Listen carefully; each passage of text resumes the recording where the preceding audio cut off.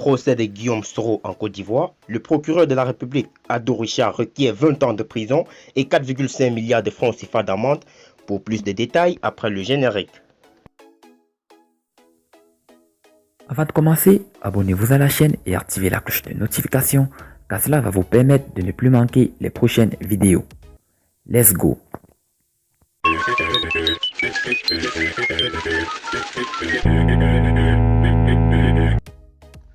Le tribunal correctionnel d'Abidjan juge en ce jour par accoutumance M. Guillaume Kibafori Soro, ex-président de l'Assemblée nationale de Côte d'Ivoire et président du mouvement politique dénommé Génération et Peuple solidaire.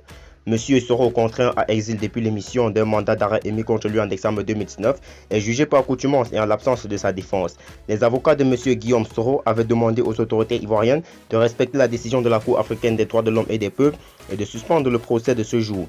Ils attendaient par cette action protester ce qu'ils ont appelé une tentative d'exécution politique de leur client. Il faut rappeler que dans une décision rendue le mercredi 22 avril 2020, cette Cour appelait à la suspension du mandat d'arrêt international émis contre M. Guillaume Soro et à la mise à liberté de ses collaborateurs détenus dans différentes prisons du pays. Il est accusé par la justice ivoirienne d'avoir voulu attenter à la sûreté de l'État, de recel, de détournement des deniers publics et blanchissement de capitaux. À la suite de cette cour, la Coalition pour la démocratie, la réconciliation et la paix, présidée par le président Bédié et l'Union républicaine pour la démocratie de Mme Danielle Boni-Claverie, ont appelé le gouvernement du président Alassane Ouattara à faire preuve pour une fois de responsabilité en respectant la décision de la Cour d'Arusha.